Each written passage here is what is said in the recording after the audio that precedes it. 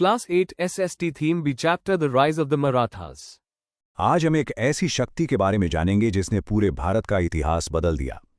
एक समय था जब मुगलों की ताकत को कोई चुनौती नहीं दे सकता था, लेकिन फिर डेक्कन की पहाड़ियों से एक ऐसी आवाज उठी जिसने साम्राज्य की नींव हिला दी। चलो मराठास की इस शानदार कहानी को बहुत आसान तरीके से समझते हैं।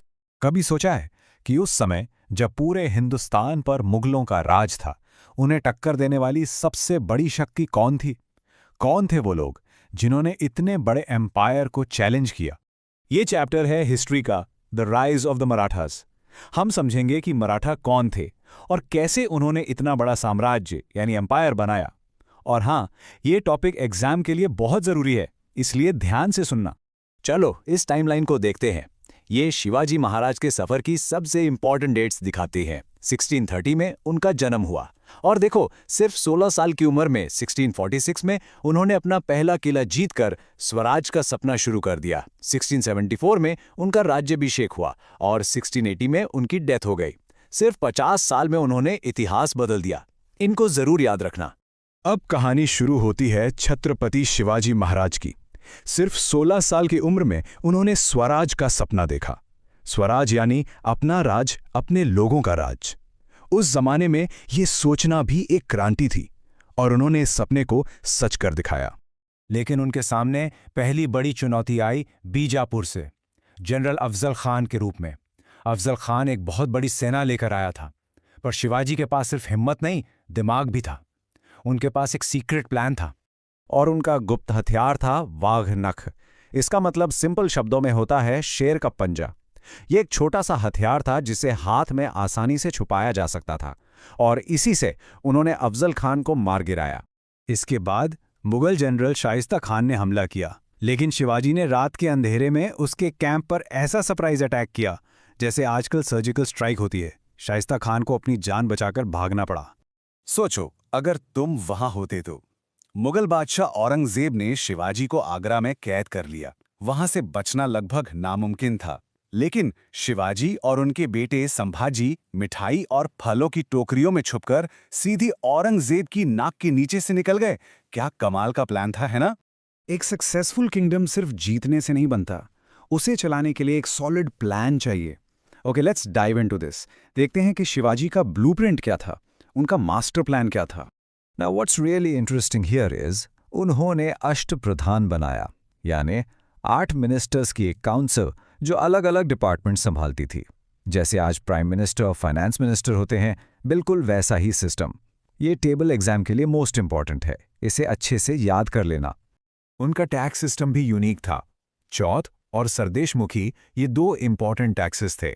ध्यान से सुनो, चौथ का मतलब होता है 25% टैक्स। ये टैक्स पड़ोसी इलाकों से उनकी प्रोटेक्शन यानी सुरक्षा के बदले में लिया जाता था। और सरदेशमुखी एक एक्स्ट्रा 10% टैक्स था। और ये कोट ब्रिलियंटली उनकी सोच को दिखाता है। उनके लिए प्रजा की भलाई सबसे ऊपर थी।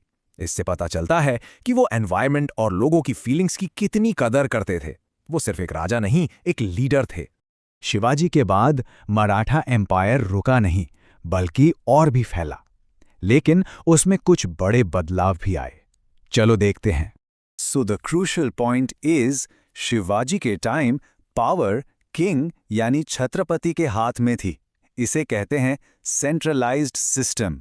लेकिन बाद में पेशवाज यानी प्राइम मिनिस्टर्स रियल पावर बन गए और पावर अलग अलग मराठा सरदारों में बंट गई। ये हो गया डिसेंट्रलाइज्ड सिस्टम। Simple, right? और इस दौर में ताराबाई जैसी वीर रानियों और अहिल्याबाई होलकर जैसी शासक ने मराठा शक्ति को और भी बुलंद किया। उन्होंने साबित कर दिया कि लीडरशिप किसी जेंडर की मोहताज नहीं होती। तो मराठास का इंडियन हिस्ट्री पर क्या इम्पैक्ट पड़ा और एग्जाम में इस पर सवाल कैसे आते हैं, ध्यान से समझो। ये एग्जाम के लिए सबसे इंपॉर्टेंट पार्ट है। मान लो एग्जाम में ये सवाल आ गया, अब इसका आंसर कैसे लिखना है ताकि फुल मार्क्स मिले। चलो इसका परफेक्ट स्ट्रक्चर देखते हैं। आंसर लिखते वक्त हमेशा पॉइंट्स में लिखना। पहले एक छोटा सा इंट्रोडक्शन दो, फिर उनके अष्टप्रधाना यानी 8 मिनिस्टर्स की काउंसिल के बारे में बताओ, फिर टैक्स सिस्टम और मिलिट्री के बारे में लिखो और लास्ट में उनकी अच्छी पॉलिसीज के साथ कंक्लूड करो। ऐसे लिखोगे तो पूरे मार्क्स मिलेंगे। चलो अब एक छोटा सा क्विज लेते हैं। ये देखने के लिए कि आपको कितना समझ आया। रेडी हो?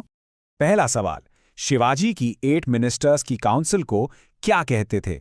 सोचो। दूसरा सवाल, वो 25% टैक्स क्या कहलाता था जो मराठा सुरक्षा के लिए लेते थे, याद है? और आखिरी सवाल, वो कौन सी वीर रानी थी जिन्होंने मराठा साम्राज्य को आगे बढ़ाया और मुगल्स को कड़ी टक्कर दी? ये रहे सही आंसर्स। पहले का बी अष्टप्रधाना, दूसरे का सी चौथ और तीसरे का सी ताराभाई। चेक करो आपके कितने सही हुए। अगर सारे सही हैं तो वेल डन। तो देखा, इतना मुश्किल नहीं था ये टॉपिक। अगर कॉन्सेप्ट क्लियर हो ना तो आंसर लिखना बहुत इजी हो जाता है। बस थोड़ा सा रिवाइज कर लेना और सब आसानी से याद हो जाएगा। All the best.